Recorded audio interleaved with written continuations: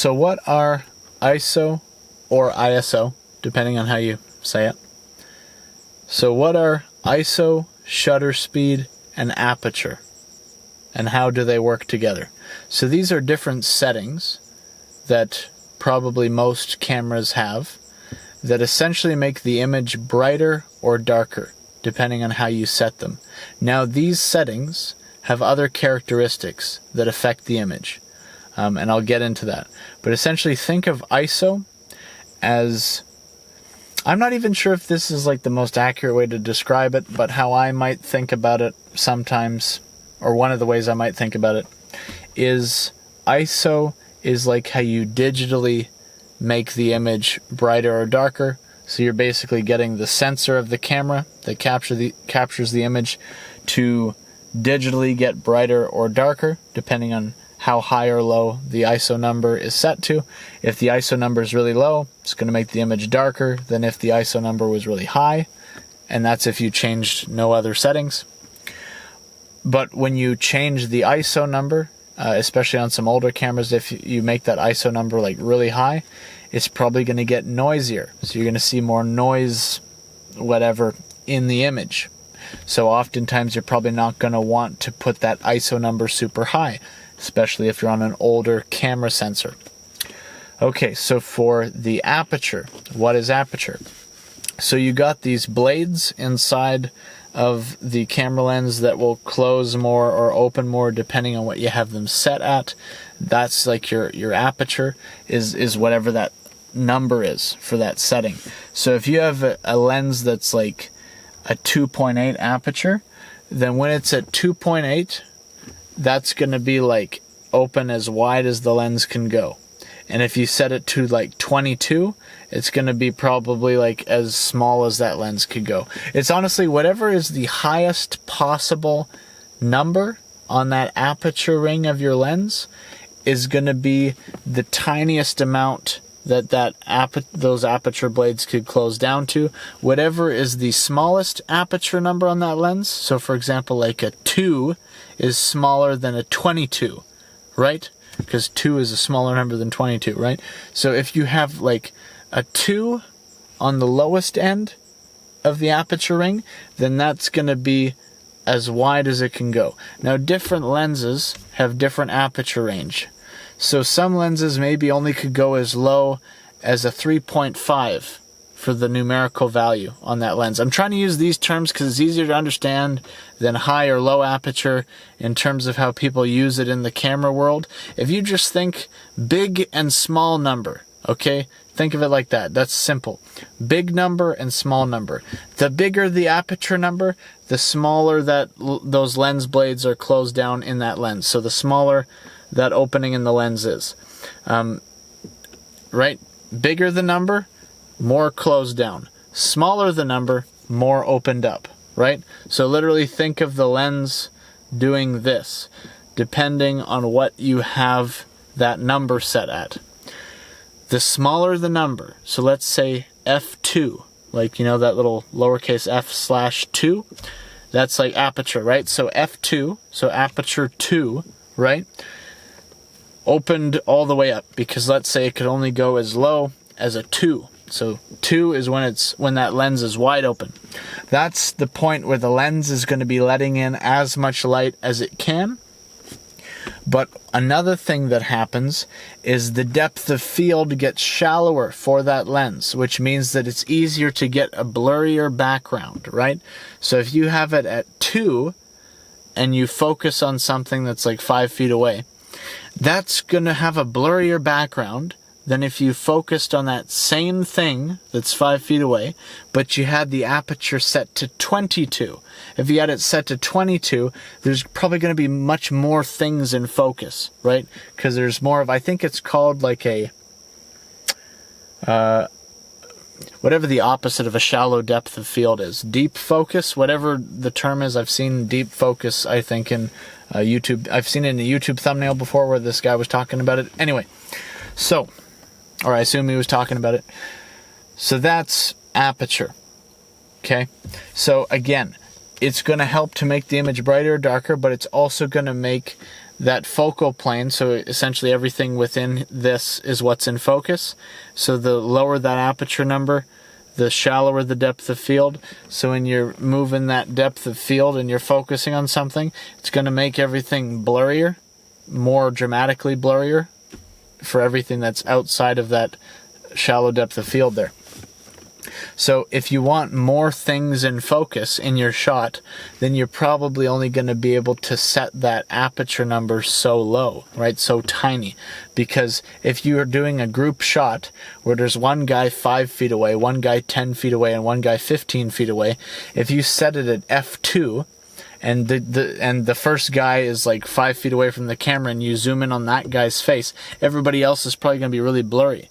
So if you want to have everybody in focus in that shot, you're probably going to have it set at like, 22 or something like that. Or you might even have to move the camera further away so that you don't have such a drastic closeness to the camera along with a drastic farness from the camera.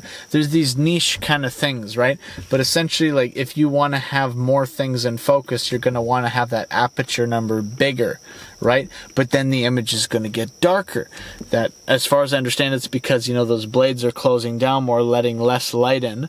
More stuff is in focus for where you're setting your focus to, but at the same time, it's going to be darker and less blurry background. So keep that in mind. So then, as a result of it getting darker, what's another way that you can make the image brighter or darker? Well, you still have your shutter speed, right? Your shutter speed, think of it as how long the shutter is open to absorb light to capture an image before the shutter closes again. Again, this illustration makes more sense when you're actually taking a photo, because you can literally see if you have a mechanical shutter where there's like those little plastic leaf blade things right in front of your sensor that are opening and closing. If you're taking a photo, you could literally see it open and close, especially if you have it set to like a 3-second exposure, which means like the shutter speed, if you have it set to 3 seconds, is going to open 1, 2, 3, and then close. And then after it closes, the image will like be finished being captured. But as a result of the shutter speed being so slow, if anything's moving a lot while it's capturing that image, it's going to be like really blurry. So the lower your shutter speed is, because again, when you're doing video, the shutter speed, it's not like a mechanical shutter going up and down on these modern digital cameras. As far as I understand, like there's never a mechanical shutter going like this on the modern digital cameras when we're filming video. So it's more of like just something to mentally consider, where like essentially the slower you have your shutter speed, the brighter the image is going to get, because it's like absorbing light for longer. But at the same time, the blurrier it's going to get if things are moving around, right? So you're going to want to consider that. How much motion blur do you want? Because then your aperture, or not your aperture, your shutter speed should be, at a faster value. So think of everything in relation to 1 second or several seconds, where if you have your shutter speed at 3 seconds, first of all, I don't even know if you could even do that in video. I don't even know if it would, if it'll let you, because I think you can't have the shutter speed number, like, how should I explain this? You'll notice that when you make the shutter speed faster, it'll go 1 over blah blah blah number. So let's say 1 over 50. That's 1/50th of a second, as far as I understand. I think you could only reduce your shutter speed to make that little number after the slash.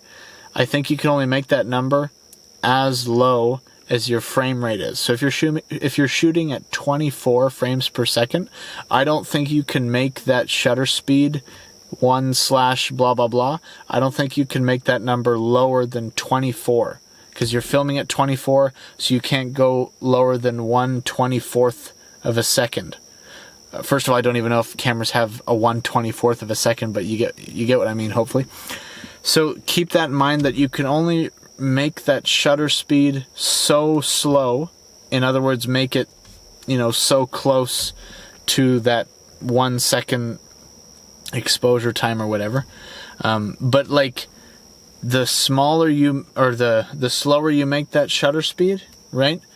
The more motion blur you get. So you're going to get more motion blur at 1/50th of a second than 1/1000th of a second, right?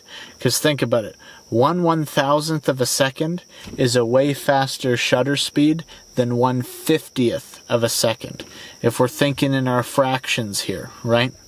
So consider that as well, that essentially the smaller you make that number after the slash, the more light you'll let in, so the brighter the image, or like essentially the image will get brighter because it's exposing longer, but at the same time the more motion blur you're going to get.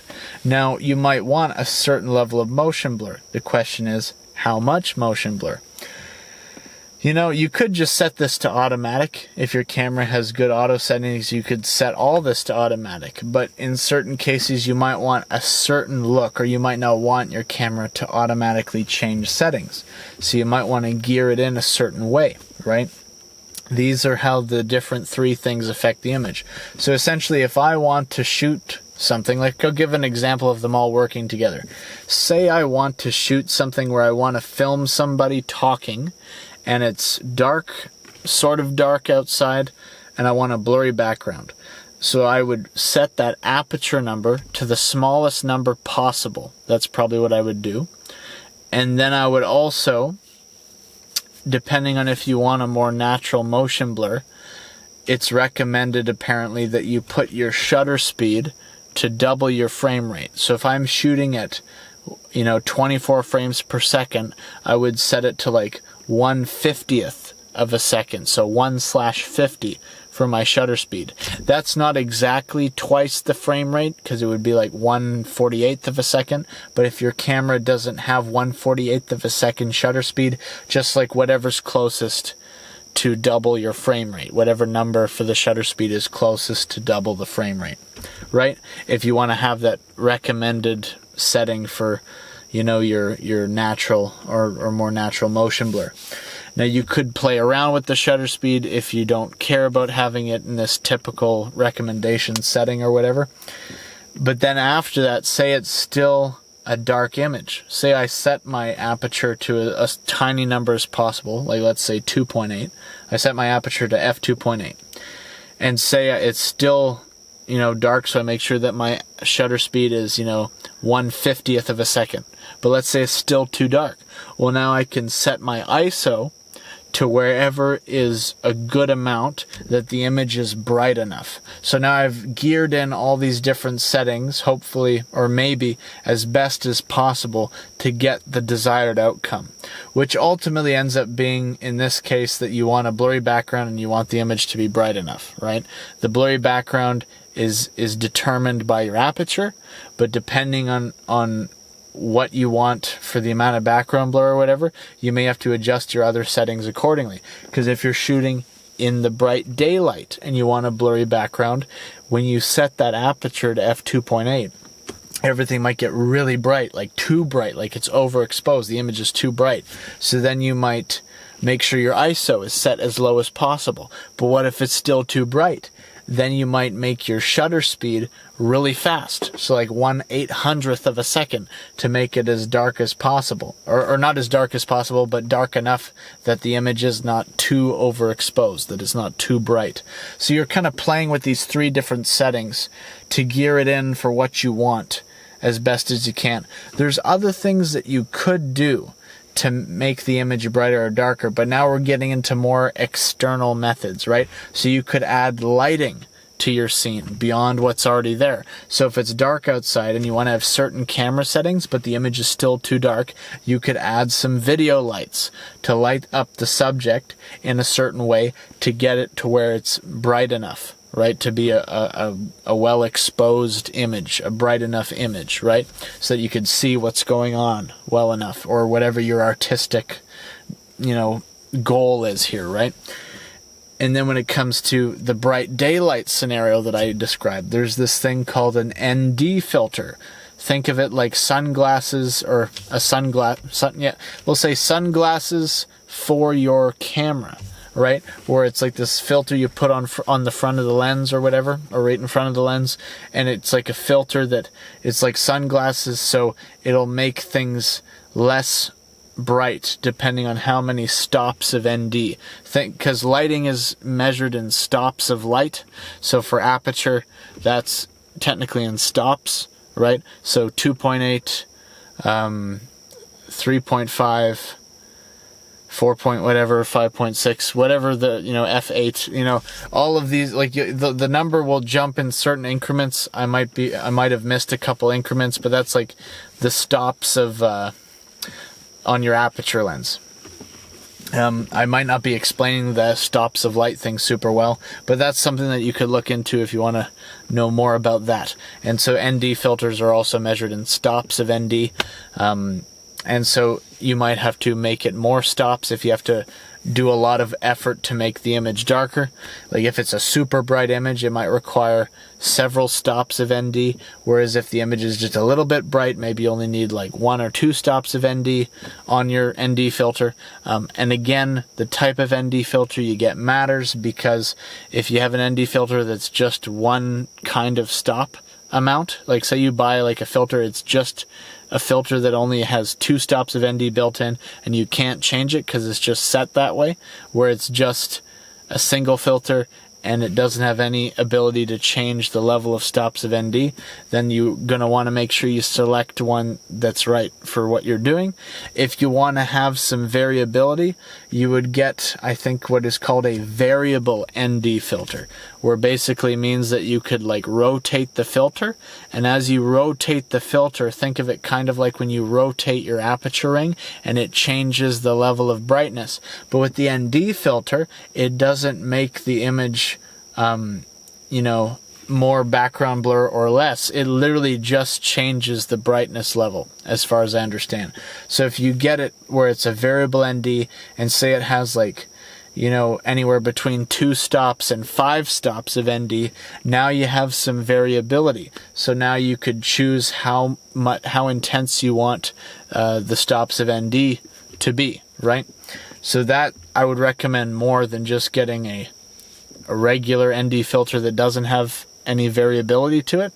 It's worth looking into, but it might be a little bit more expensive, right? So it kind of comes back to your budget and your pricing at a certain point. So it's worth noting. But anyway, I don't know, does that kind of sum up what we're talking about?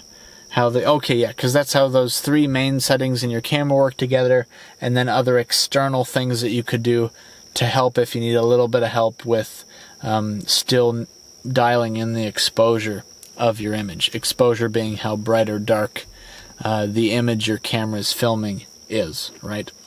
So anyway, if you have any other questions about cameras, feel free to join my Skool community, link in description. Thanks for watching. Have a good day.